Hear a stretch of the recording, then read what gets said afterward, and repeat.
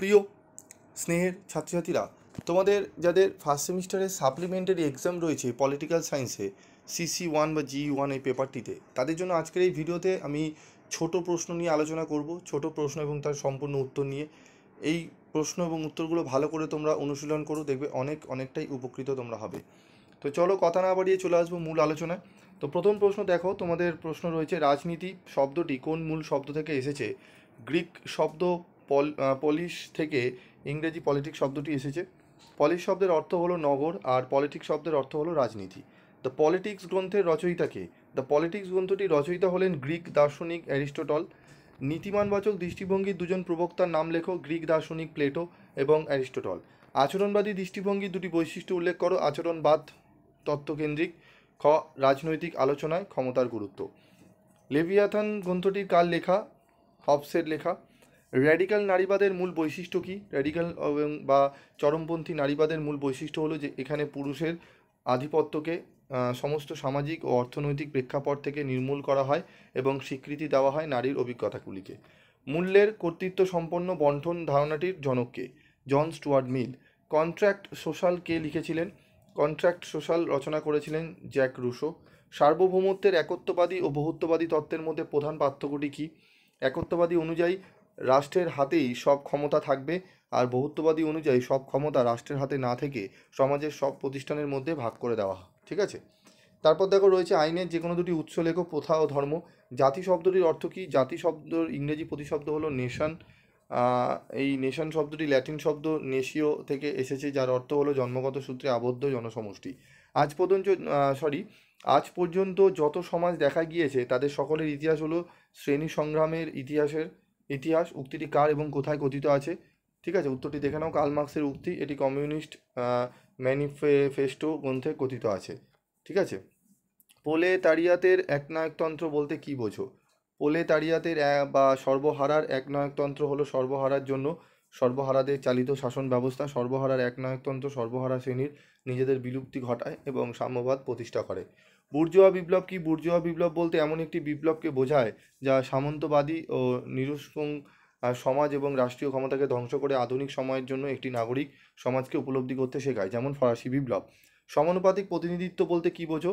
যে রাজনৈতিক নির্বাচনী ব্যবস্থায় প্রতিটি রাজনৈতিক দল বা গোষ্ঠী তাদের সমর্থক ভোটারদের সংখ্যার অনুপাতে প্রতিনিধি পাঠাতে পারে তাকে সমানুপাতিক প্রতিনিধিত্ব বলে। রাজনীতি শব্দটির উৎস কী? গ্রিক শব্দ পলিস থেকে ইংরেজি পলিটিক্স শব্দটি এসেছে। ঠিক আছে, এটা আগেও আলোচনা করেছিলাম। আচরণবাদী দৃষ্টিভঙ্গি দুটি বৈশিষ্ট্য লেখো। দেখে নাও। আচরণবাদী তত্ত্বকেন্দ্রিক। রাজনীতির আলোচনায় ক্ষমতার গুরুত্ব। অ্যারিস্টটল রচিত একটি গ্রন্থের নাম লেখো। The politics. র্যাডিক্যাল নারীবাদের মূল বক্তব্য কী? ঠিক আছে, দেখে নাও। ইয়েলো কালি দিয়ে মার্ক করা রয়েছে। সাধারণ ইচ্ছা ধারণাটির প্রবক্তাকে? দার্শনিক রুশো। সার্বভৌমিকতার একত্ববাদী তত্ত্বের প্রবক্তাকে? John Austen. ঠিক আছে। সোশ্যাল কন্ট্রাক্ট কার লেখা? রুশোর লেখা। জন লক বর্ণিত স্বাভাবিক অধিকারগুলি কী কী? সম্পত্তির অধিকার, জীবনের অধিকার, স্বাধীনতার অধিকার। মার্কস বর্ণিত ঐতিহাসিক বস্তুবাদের প্রথম পর্যায়ে কোনটি? বস্তুকে কেন্দ্র করে সমাজের পরিবর্তন ঘটে ও ইতিহাস এগিয়ে চলে। রাষ্ট্রহীন গণতন্ত্রের প্রবক্তাকে? রাষ্ট্রহীন গণতন্ত্রের প্রবক্তা হলেন গান্ধীজি। সাম্রাজ্যবাদ হলো পুঁজিবাদের সর্বোচ্চ স্তর। কার উক্তি? এই উক্তিটি কে করেছেন? লেনিন করেছেন। কোন ব্যবস্থায় জনগণের দ্বারা জনগণের শাসন প্রতিষ্ঠিত হয়? গণতান্ত্রিক শাসন ব্যবস্থায়। দ্বিদলীয় রাজনৈতিক ব্যবস্থার একটি বৈশিষ্ট্য উল্লেখ করো। এই রাজনৈতিক ব্যবস্থায় কেবল দুটি রাজনৈতিক দল নির্বাচনে অংশ নিয়ে থাকে। তারপর রয়েছে দেখো, সর্বজনীন ভোটাধিকার কাকে বলে? জাতি, ধর্ম, বর্ণ, নারী, পুরুষ নির্বিশেষে দেশের সমস্ত প্রাপ্তবয়স্কের ভোটাধিকারদের বলা হয় সর্বজনীন ভোটাধিকার। সমানুপাতিক প্রতিনিধিত্বের দুটি ত্রুটি উল্লেখ করো। এটি একটি জটিল পদ্ধতি, এখানে অস্থায়ী সরকার গঠনের সম্ভাবনা বেশি থাকে। রাজনীতির কেন্দ্রীয় বিষয়টি কি? দ্বন্দ্ব বা বিরোধ। নারীবাদী দৃষ্টিভঙ্গি দুটি বৈশিষ্ট্য উল্লেখ করো। পুরুষতান্ত্রিক প্রবণতাকে ধ্বংস করার পক্ষপাতী। নারীবাদী দৃষ্টিভঙ্গি বৈপ্লবিক প্রকৃতির। ঠিক আছে। তারপর দেখো, গণ সার্বভৌমত্বের প্রবক্তাকে? ঠিক আছে, উত্তর রেখে দাও। রুশো। দেখে নাও। রাষ্ট্রের আদর্শবাদী তত্ত্বের দুজন প্রবক্তার নাম লেখো। জার্মান দার্শনিক হেগেল এবং কান্ট। সার্বভৌমত্বের একত্ববাদী ও বহুত্ববাদী তত্ত্বের মধ্যে প্রধান পার্থক্য কী? একত্ববাদ অনুসারে রাষ্ট্র আইনের উৎস হওয়ায় রাষ্ট্রকে আইনের ঊর্ধ্বে স্থান দেওয়া হয়।